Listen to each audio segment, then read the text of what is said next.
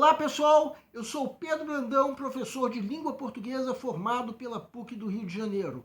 Começa agora mais uma videoaula do nosso canal Português Papo Cabeça. Em primeiro lugar, inscreva-se no nosso canal para não perder nenhuma das nossas próximas videoaulas e ative o sininho para receber todas as notificações. Nessa aula vamos dar continuidade ao assunto de sintaxe, que é a parte da gramática que estuda as funções da palavra no contexto da frase. No caso, nós vamos continuar o assunto de concordância verbal, que é a parte da sintaxe que estuda a forma como o verbo se flexiona para se adequar ao sujeito. Já vimos anteriormente que, via de regra, o verbo deve concordar em número e pessoa com seu sujeito. Nessa aula vamos estudar uma série de casos especiais, que são os casos em que o verbo deve ficar na terceira pessoa do singular. Vamos entender. Segue um quadro.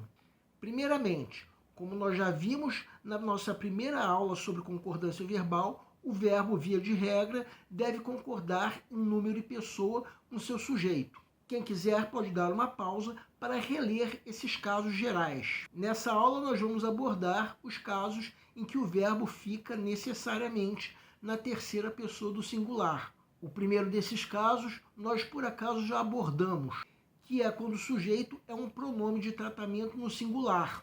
Vossa Excelência deu vexame.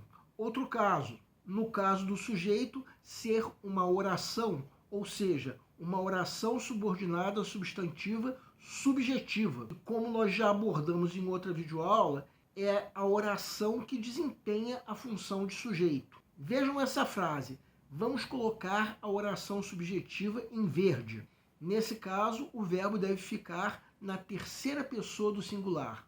Outro caso, no caso de o verbo vir acompanhado do pronome se, que torne o sujeito indeterminado. Vejam essa frase. O pronome se atua como índice de indeterminação do sujeito.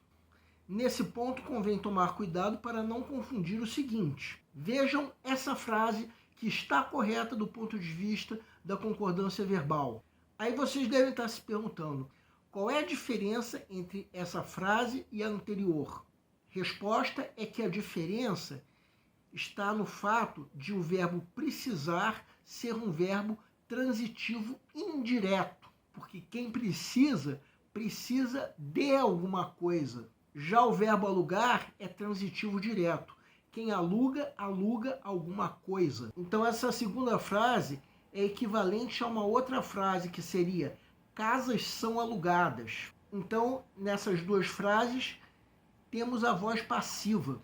Em ambos os casos, o sujeito é casas, de modo que na primeira dessas orações, o pronome se atua como pronome apassivador. Como o sujeito nesse caso é casas, que está no plural, o mesmo deve acontecer com o verbo.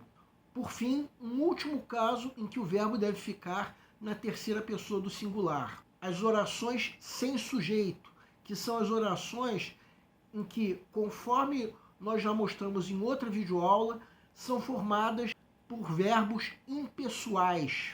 Como na primeira frase, o verbo haver está no sentido de existir.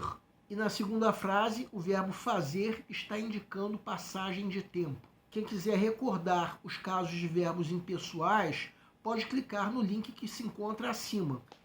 Bem, mais uma vez, nós falamos de casos especiais de concordância verbal. No caso, nós juntamos em uma única videoaula todos os casos em que o verbo fica necessariamente na terceira pessoa do singular. Nós aqui do canal decidimos dividir bem o assunto, com uma videoaula para cada um dos casos especiais. É importante que vocês fiquem a par desses casos, já que eles podem ser pedidos em provas de concurso. A próxima aula de sexta-feira será a aula em que nós encerraríamos esse assunto de concordância verbal. E conforme nós havíamos prometido, nós vamos comentar uma questão relativa ao assunto. Por enquanto, o assunto fica por aqui. O nosso canal Português Papo Cabeça antigamente se chamava Aprenda a Língua Portuguesa. Cada vez mais nós estaremos focados em vocês, que estão movendo a roda da história para que seja criado um futuro melhor para todos. Então, o nosso foco principal continua sendo os vestibulandos, que terão no nosso canal uma fonte importante de estudo de língua portuguesa, onde nós ensinaremos os recursos da nossa língua para que possam, em primeiro lugar, escrever de forma adequada, entre outros textos, a redação do vestibular. Em segundo lugar, para que possam interpretar textos de forma adequada, não apenas na prova de vestibular ou concurso, mas também na leitura de textos que ajudarão vocês a se manterem atualizados. Cada vez mais, nós teremos no nosso canal um Papo Cabeça. Ensinaremos nossa língua sim, mas de forma a estimular a inteligência que nasceu dentro de vocês e que precisa ser estimulada. E a missão do nosso canal é melhorar cada vez mais. Então vocês podem usar tanto o nosso e-mail quanto a nossa fanpage do Facebook para fazerem qualquer comentário, elogio, crítica ou até reclamação sobre as nossas videoaulas. E vocês também podem usar tanto o nosso e-mail quanto a nossa fanpage para pedirem para esclarecer qualquer dúvida que vocês tenham sobre a matéria. E nós agradecemos a todos vocês que estão assistindo nossas videoaulas, em especial nós agradecemos a todos vocês que estão compartilhando nossas videoaulas com outras pessoas. Nós pedimos ainda que vocês deixem um like. Muito obrigado porque vocês estão ajudando o nosso canal a ser feito. Muito obrigado e aguardem nossa próxima aula.